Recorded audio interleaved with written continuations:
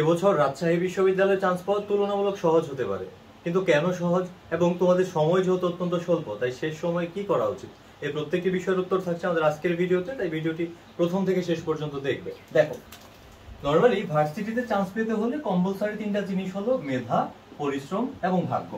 মেধা এবং পরিশ্রম এই দুইটা জিনিস সবচেয়ে বেশি প্রয়োজন এবং পাশাপাশি ভাগ্য। দেখো, নর্মালি যখন ঢাকা বিশ্ববিদ্যালয়, চট্টগ্রাম বিশ্ববিদ্যালয় পরীক্ষাগুলো এবছর প্রথম দিকে হয়ে গেছে, তো সেখানে সবার একটা পড়াশোনার প্রতি মারাত্মক স্পিরিট ছিল, একটা গতি ছিল। ওই গতিতে সবাই কিন্তু প্রচন্ড পড়াশোনা করেছে, কিন্তু মাঝখানে কিন্তু আমরা একটা লম্বা ছুটি কাটিয়েছি, ঈদের ছুটি, রোজার ছুটি, হ্যাঁ, একটা বিশাল গ্যাপ ছিল কিন্তু রাজশাহী বিশ্ববিদ্যালয় এবং বাকি ভার্সিটিগুলো, অর্থাৎ বড় বড় ভার্সিটিগুলোর পরীক্ষার মধ্যে। তো এতে করে অনেকেই কিন্তু পড়াশোনা থেকে দূরে চলে গেছে। তো এই যে মেধা, পরিশ্রম এবং ভাগ্যের পাশাপাশি শেষ পর্যন্ত যে ধৈর্যটা ধরে রাখতে পারছে, অল্প অল্প পড়ুক এতে কোনো বিষয় নাই, যে অল্প পড়েও ধৈর্যটা ধরে রাখতে পারছে, তার জন্য সুযোগটা কিন্তু অনেকাংশেই এখনো বেশি রয়েছে। কারণ দেখো, যেহেতু ঢাবি, চবি, তারপর হচ্ছে তোমার বিইউপি বা বড় বড় ভার্সিটি গুলো, যাবি, এই ভার্সিটি গুলোর রেজাল্ট অলরেডি প্রকাশিত হয়ে গেছে। তো অনেকেই কিন্তু রাবির জন্য প্রিপারেশনটা ওরকম ভাবে নিচ্ছে না, একটা অংশ কিন্তু ওইদিকে চলে গেছে অলরেডি। অতএব এখন যারা কোথাও কোনো ভার্সিটিতে চান্স পাও না, তাদের জন্য কিন্তু বিশাল একটা সুযোগ রয়েছে এখনো অবশিষ্ট। তো এই সুযোগটা কাজে লাগাইতে তোমাকে ধৈর্য ধরতে হবে এবং শেষ সময় কি কি করা উচিত সেই বিষয়টি আমি একটু করে বলে দিচ্ছি, মাথা খাটিয়ে শুনে নাও। প্রথমত, প্রশ্ন ব্যাংকটা আরো একটা বার পড়ে নিবা। আর তো 4-5 দিন সময় আছে, এর মধ্যে প্রশ্ন ব্যাংকটা আরো একবার পড়ে নিবা এবং পড়ার পর তুমি দেখবা যে কোন টপিক গুলাতে তুমি এখনো দুর্বল। আমরা করি কি, কিছু জটিল টপিক, ধরো যে বাংলার কথা যদি বলি প্রকৃতি প্রত্যয়, তারপর ইংরেজির কথা যদি বলি ভোকাবুলারি, এই বিষয়গুলো স্কিপ করতে চাই, তারপর জিকেতে প্রণালী, ভাস্কর্য, এই জিনিসগুলো স্কিপ করে চলে যেতে চাই। কিন্তু দেখো, এত এত মানুষ পরীক্ষা দিবে, এত এত মানুষের মধ্যে তোমাকে পার্থক্য করে, মানে তোমাকে আলাদা করে খুঁজে ভার্সিটিতে চান্স দেওয়া হবে। তুমি কি চিন্তা করো না যে কেন দেওয়া হবে?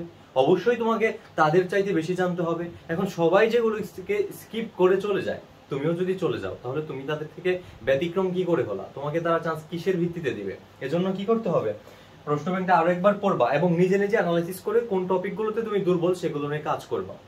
আজকে, কালকে এবং 2-1 দিনের মধ্যে বেশি বেশি করে সময় দিয়ে এগুলোতে কাজ করবা এবং এগুলোতে মোটামুটি ধারণা নেওয়ার চেষ্টা করবা, তাহলে তাদের থেকে তুমি এগিয়ে যাবা।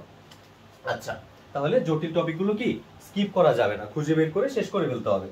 তারপর হচ্ছে সিলেক্টেড টপিকে ফোকাস করা। এই যে একটা বিষয় দেখো, ধরো অ্যাডমিশনে আমি শুধুমাত্র ইংরেজির কথা বলি, হ্যাঁ, ইংরেজিতে কিছু টপিক আছে যে টপিকগুলো থেকে প্রত্যেক বছর পরীক্ষায় আসে, হ্যাঁ, যেমন ধরো প্রিপোজিশন, তারপর হচ্ছে কন্ডিশনাল সেন্টেন্স, তারপর হচ্ছে তোমার আরো এরকম যে কিছু বিষয় আছে, হ্যাঁ, এই বিষয়গুলো থেকে কিন্তু প্রচুর প্রশ্ন আছে এবং প্রত্যেকটা ভার্সিটিতে আসে, প্রত্যেক বছরই আসে।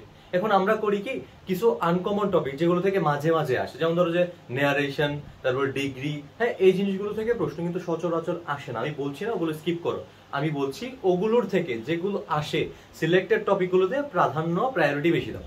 ধরো তোমার অনেকগুলো মেয়ে বান্ধবী এবং একজন গার্লফ্রেন্ড, এখন তুমি যদি তোমার ওই মেয়ে বান্ধবীগুলোতে যেইটুকু প্রায়োরিটি দাও, তোমার গার্লফ্রেন্ডকেও একই প্রায়োরিটি দাও, তাহলে গার্লফ্রেন্ড কি থাকবে?